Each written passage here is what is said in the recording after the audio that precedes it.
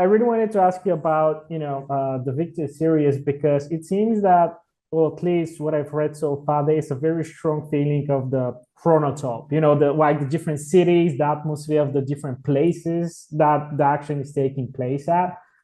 Um, is this intentional? Because you've mentioned that you're in Barcelona at the moment, and I read some really nice excerpts that displaying Rome and Italy in a very good, like, accurate way as well in terms of being chaotic and just everything being all over the place. How important for you is the location in terms of setting up the story and setting up the vibe, for the lack of a better word, when it comes to your writing? Very important, I would say. So the first book, Victor in the Rubble, is in West Africa. Mhm. And because that book was so much me processing what I had gone through in my tiny little role in the war on terror, I mostly experienced it from West Africa.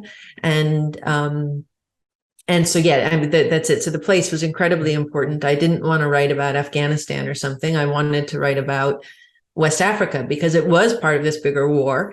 But I knew it, I understood it. And it changed who I was because I had such an experience there.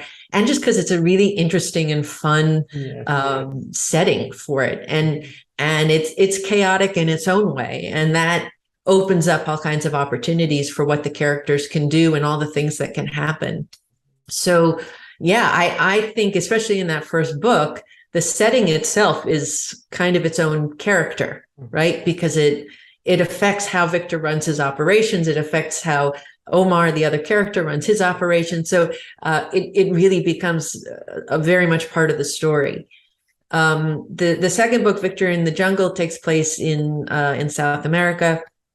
And that too, because the jungle is the Amazon jungle, but it was so, to me, it was a great allegory of a location to be able to be, because it's also very chaotic, and thrilling in its way, but there's also so much in there that can kill you. Yeah, absolutely. But you don't necessarily see it. Yeah. And to me, that's also a lot of what Victor goes through, right? Mm-hmm. It's the thrillingness of the chaos and of the risk, but you don't necessarily see it all around you. So it's such a fun adventure, but mm-hmm. also with high risk. Yeah.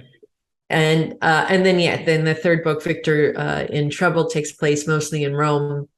And again, just because again, the themes that I was really digging into in that book involve disinformation, which inherently then means chaos, right? Because that's what people with disinformation and these influence operations are trying to do, is to create chaos, mm-hmm. exactly, so that you don't know and understand exactly what's going on with you, mm-hmm. Around you.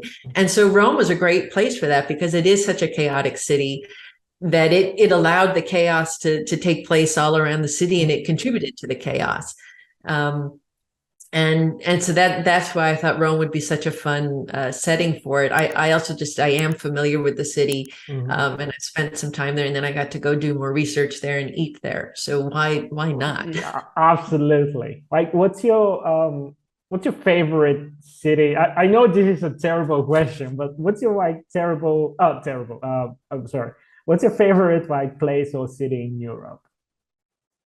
Rome is pretty. Yeah, I think Rome is one of the top places for me. Paris, I think, is absolutely beautiful. Mm-hmm. But I think, unfortunately, one of the things that we're seeing now is that a lot of these cities are becoming what I call 1% cities, right? Yes. So either they're overtaken by very wealthy people storing their money, mm-hmm. In real estate, and then they don't come live there. They just mm-hmm. have mm-hmm. empty places there, and that really screws up a neighborhood, or it's totally overwhelmed with mass tourism. Absolutely. And unfortunately, I think we see that a lot now in the center of Rome, and in some places in Paris. We definitely see it here in Barcelona. And I know economically that's really great for some people, but takes away from some of the charm of the city, I think. Absolutely. I completely agree with that. And in terms of your books, like what's next? Are you currently writing something? Can we expect something new coming soon? Like, what's your Don't mindset say and soon. idea? That's such pressure. You're putting such pressure on me Oh, to say oh, soon. you're an author, you know, content is so important nowadays. You have to be constantly on top of it. Yeah, I have a fourth book in the works. Mhm. It is not a Victor Caro book. Oh. This one will be different, Mhm. but I hope still fun and entertaining. Um, so yeah, I'm working on that, and I'm developing a few other projects that I hope will take off and go somewhere, but not quite ready to share those. But I'll be Oh. screaming about them from the rooftop when they're ready to go. Oh, this sounds very exciting. I'll be very excited to hear about them. And my last question, you know, I'm just always interested to hear about, you know, the personal aspect of, you know, the people that I'm always talking with. So, um, what are your favorite things to do? Like, how do you spend your free time, and how do you just, you know, how do you enjoy winding up from everything? I spend a lot of time walking, Mhm. actually. I like just to walk for the exercise of it, but I also like the sort of the mental Mhm. part of walking. That's Mhm. when I'm blocked and I go for a walk, and that tends to loosen up my writer's block and helps to bring ideas of things that I want to do or how I can solve a problem. Mhm. Um, but I also think it's such a great way. I've lived in a lot of different places. I think it's such a great way to get to know a city, is just to walk everywhere, and you Absolutely. start to learn and understand the different neighborhoods. And I think it's really just a great way to learn about where you live. So that I spend a lot of time walking. I can completely relate with that. That's, you know, my favorite thing as well, just from the mental aspect you said, is just so helpful to me at least. That's amazing. Okay, do you have any final words, anything specifically that you would like to mention, promote, whatever, you know, whatever you, My books, everybody should read my books. definitely. I can sign under that, you know, and I'll be personally reading them and going through them as soon as possible. So yeah, everyone should do that as well.